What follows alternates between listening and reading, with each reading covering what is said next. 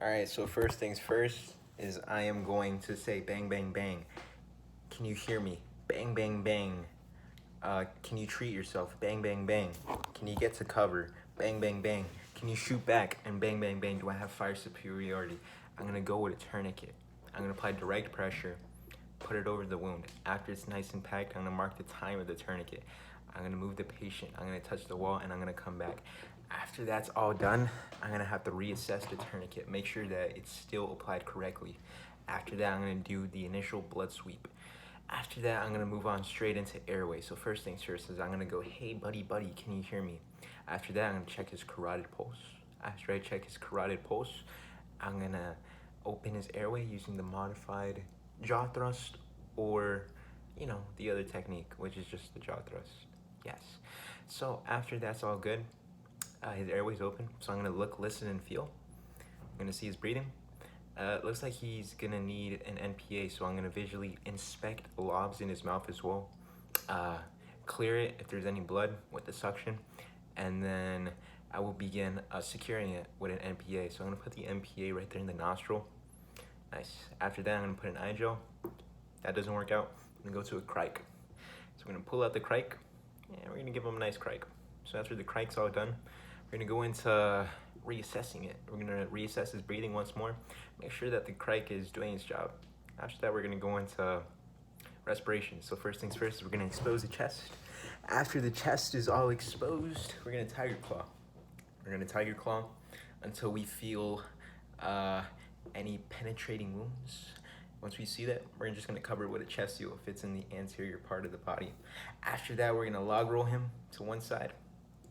Tiger claw again, put on an occlusive dressing if there's any wounds there. Set him down gently, putting your hand against the scalp. All right, we're gonna set him down. After that, we're gonna log roll him on the other side. Once again, tiger clawing and checking for any exit wounds. If there's an exit wound, we're gonna put an occlusive dressing and set him down nice and easy. So after that, we're gonna identify the need for a tension pneumothorax. So we're gonna inspect his airway again using the look, listen, and breathe. If it's an unequal rise, and follow the chest, and there's a chest wound right there, it's a great indicator that this man probably has a tension pneumothorax. We're gonna solve it using a needle D.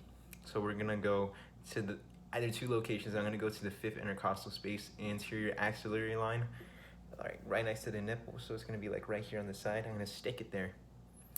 I'm gonna ask the instructor for the needle D, stick it. Leave it there for 5 seconds. A hissing sound would produce. If it's effective, take out the needle and leave the catheter inside, and also give the needle to the instructor. Okay, so now that the needle D is all secured, we're just gonna reassess.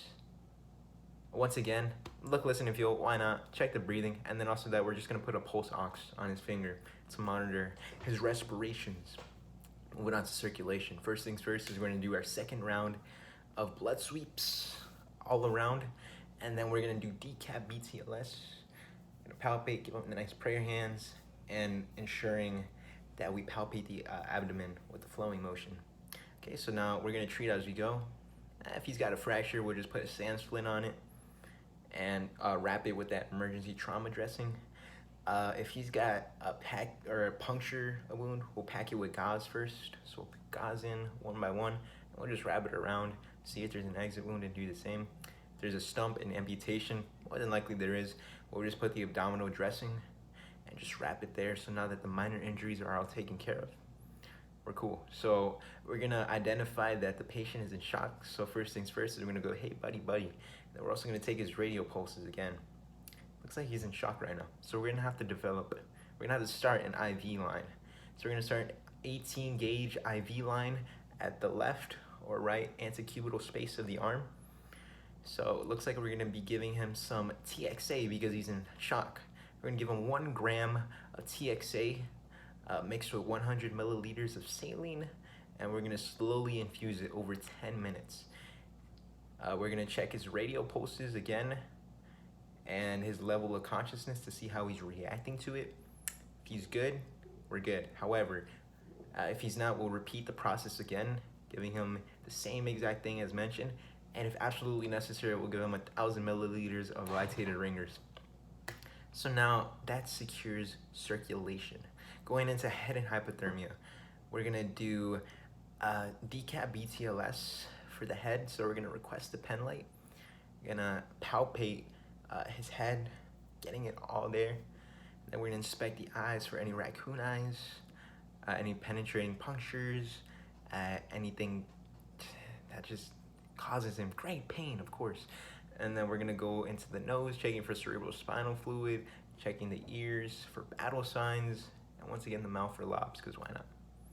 Okay, so if he has cerebral spinal fluid, that's an indicator of traumatic brain injury. So what's gonna have to happen is we're gonna have to give him 250 milliliters of hypertonic solution at a 3 to 5% concentration level. So now that that's all secure, we're gonna give him the medication. We're also gonna elevate his head at 30 degrees and give him 1 respiration per 33 seconds. So 1 respiration per 3 seconds right there on the crike. So TBI is all secured.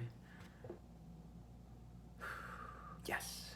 Now we're gonna go on to shock, or treating for shock, because we wanna prevent hypothermia. So we're gonna get the shock blanket and wrap it nice and cool around the patient. Okay, so now we're gonna go on to pain assessment. We're gonna hey buddy him again once more, check if he's awake, if he's not. If he's conscious, first things first is we're gonna have to give him some pain meds.